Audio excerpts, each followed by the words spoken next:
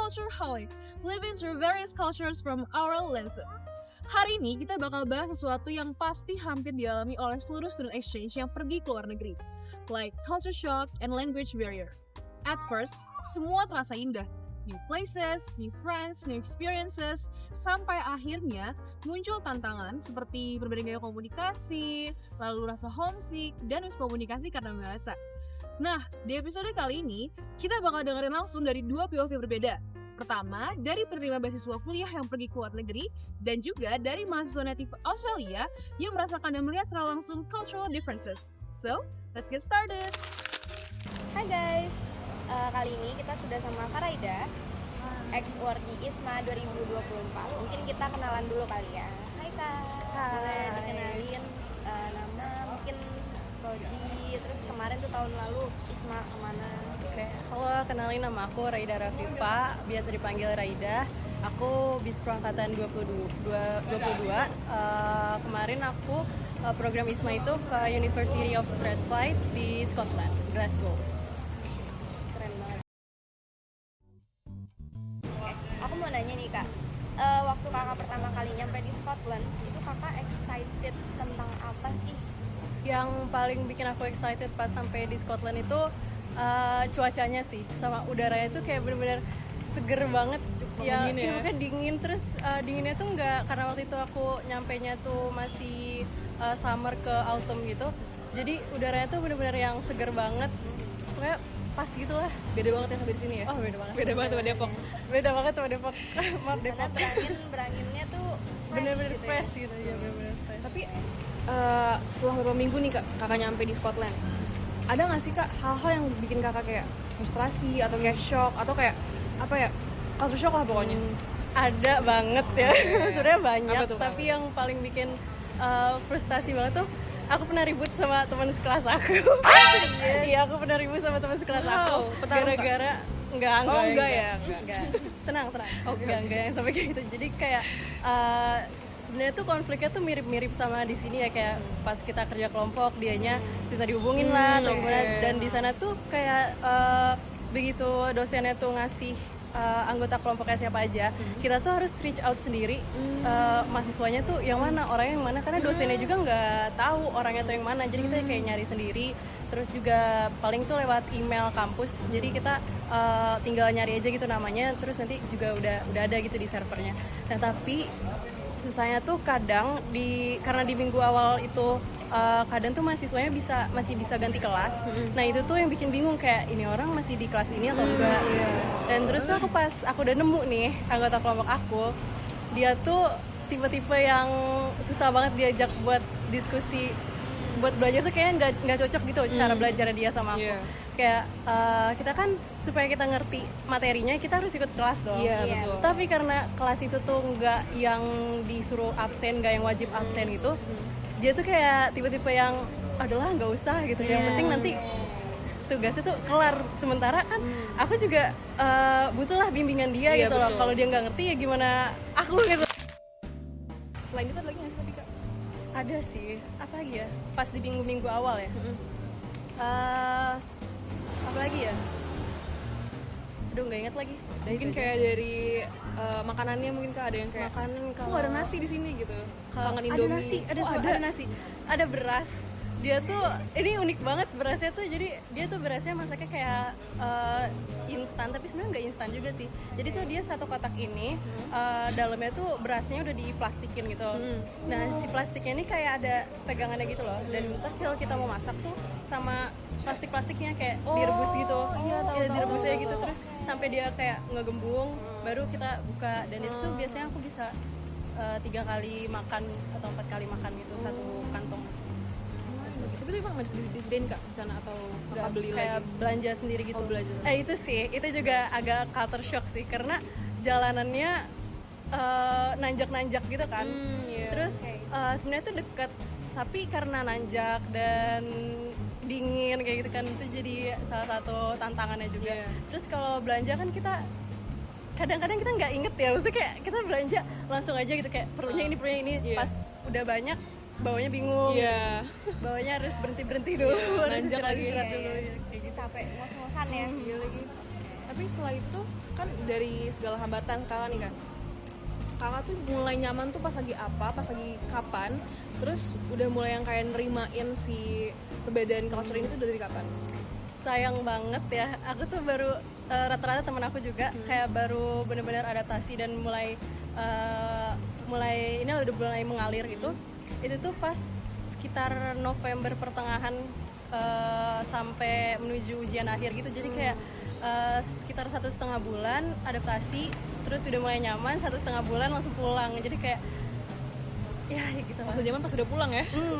Tapi emang rata-rata kayak gitu ya. Iya. Udah fase adaptasi itu karena Ya, gue sekitar juga sebulan gitu, sebulan gitu lah. 2 bulan karena gue juga ngerasain kayak gitu kan di tempat kerja.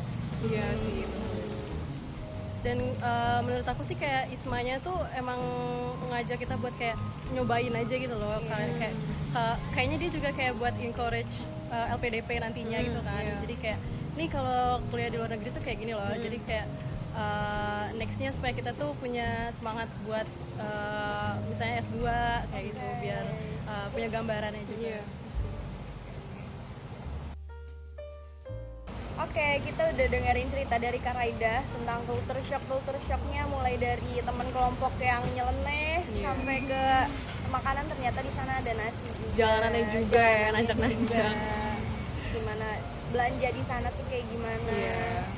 Terus ya kurang lebih 1,5 bulan baru bisa adaptasi sampai go with the flow gitu ya. Oke, dari sini udah menarik banget. Kita tunggu cerita dari Rajendra mengenai native speaker. Rajendra. Hai semuanya, perkenalkan aku Rajen, aku dari kelompok CCU dan aku akan menginterview teman aku dan dia akan memperkenalkan diri dia nih. Oke, hi. Hi Rajen. Hi Isabel. Okay, you might want to introduce yourself to our friends here.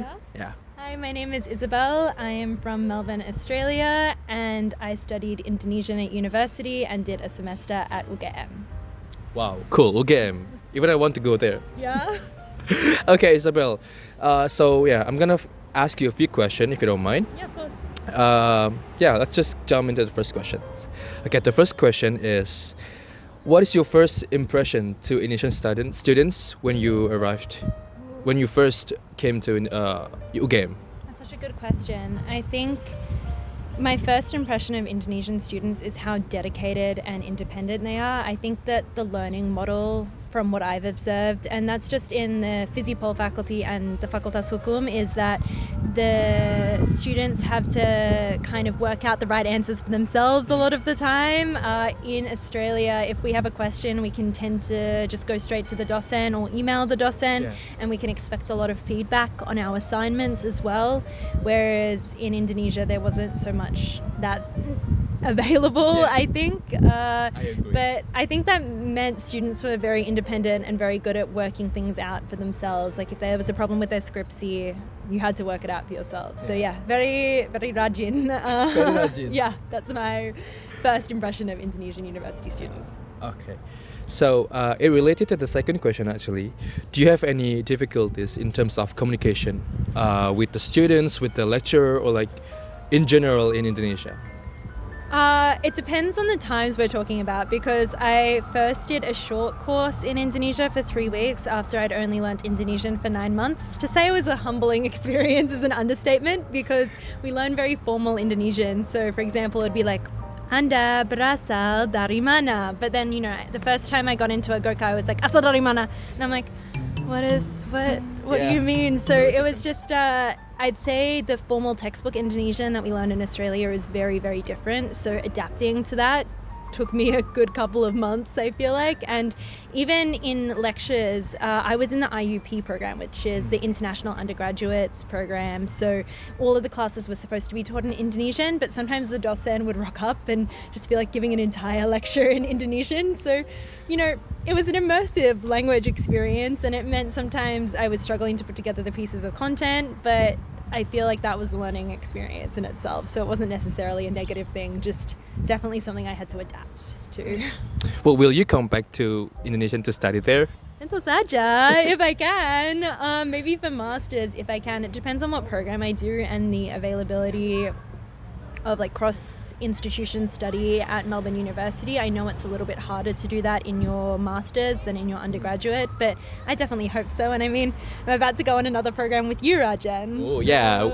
So yeah, can you explain a little bit more about the program that like from your perspective, Yeah. about the program that we are running now? Yeah. So the Australian Indonesian Youth Exchange Program, it's very exciting. So 21 of Indonesian delegates from around Indonesia are here in my home city, Melbourne, right now. I'm very lucky because a lot of the other Australian delegates are based in other cities. So I got a whole extra 3-4 weeks with you guys.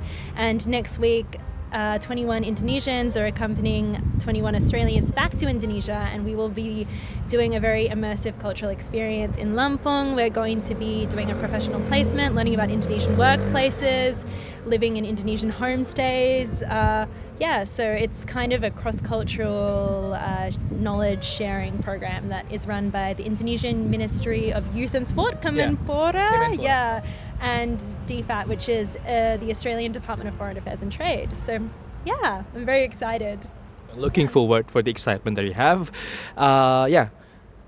So, Isabel, as you mentioned before, you face some difficulties in terms of language at first, and you spent almost 8 months in Indonesia and UGM. So, how you adapting with all that difficulties at first?